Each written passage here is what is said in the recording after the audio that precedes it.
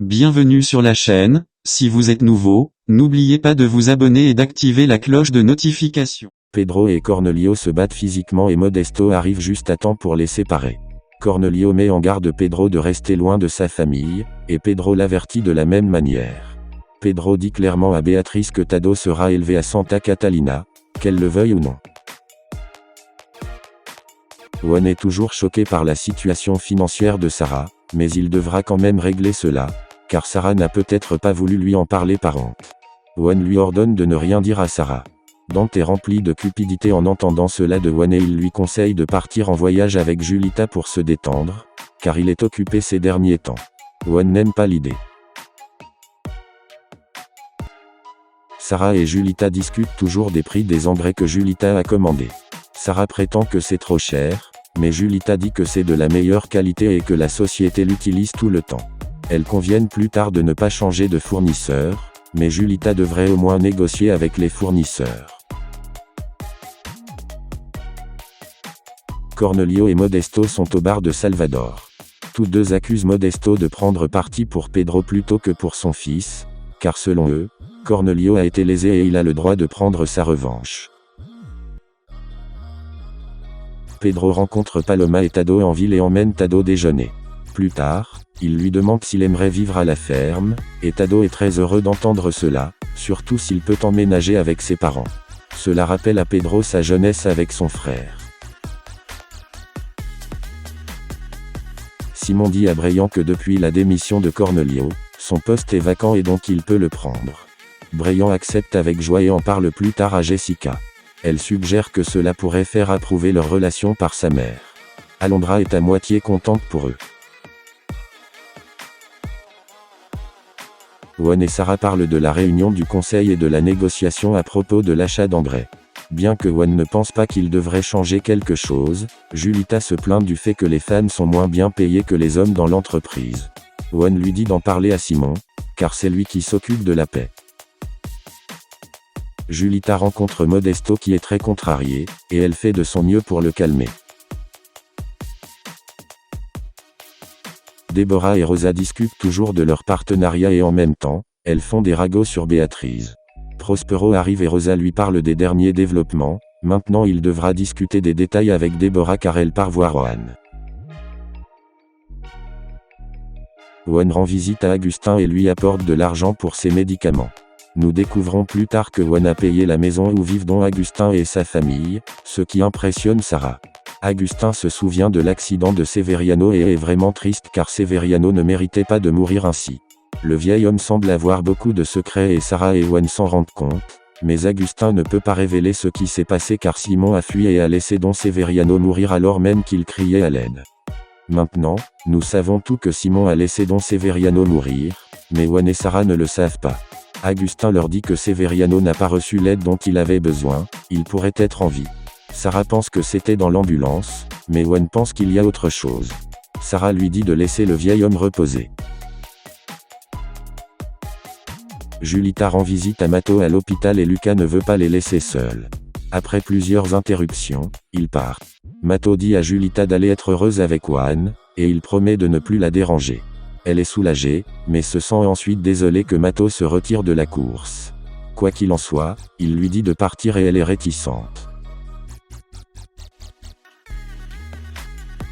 Les frères déjeunent ensemble, bien sûr sans Mato, et Juan demande à Pedro où il était aujourd'hui.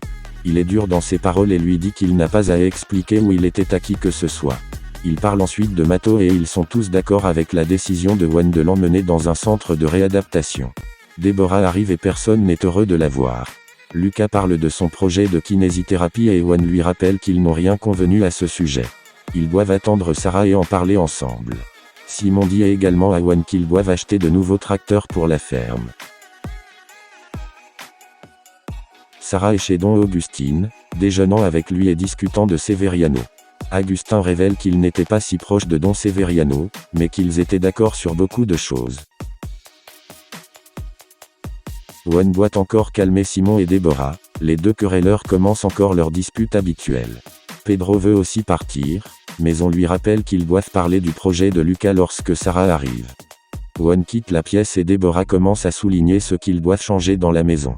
Simon laisse clairement entendre qu'elle n'est rien là-bas, que Sarah est la seule qui a le droit d'être là, pas elle. Rosa et Prospero parlent de Juan et Julita, et Rosa lui dit que le mariage est toujours d'actualité, ils l'ont simplement reporté.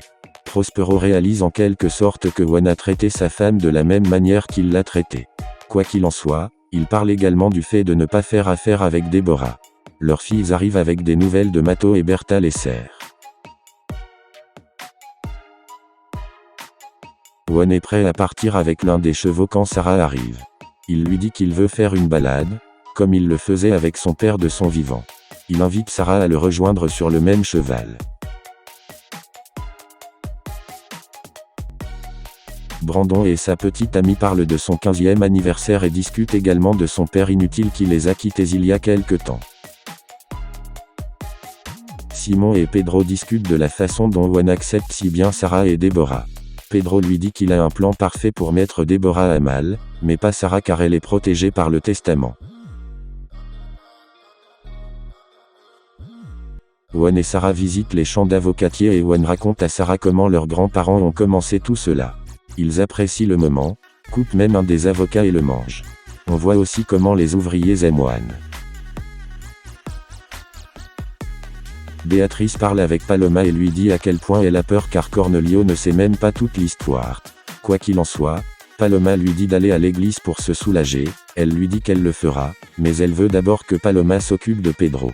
Je ne sais pas comment, mais nous apprenons qu'elle est presque comme une avocate. Deborah révèle à Julita son plan pour séparer Sarah de Juan, le plan est qu'elle séduise à nouveau Juan, elle lui donne des conseils. Dans le bureau, Lucas explique le projet de kinésiothérapie à ses frères et ils pensent tous que c'est nul, seule Sarah soutient son idée. Il lui conseille même de continuer à être vétérinaire et youtuber en parallèle. Lucas se fâche car il continue de le traiter comme un enfant.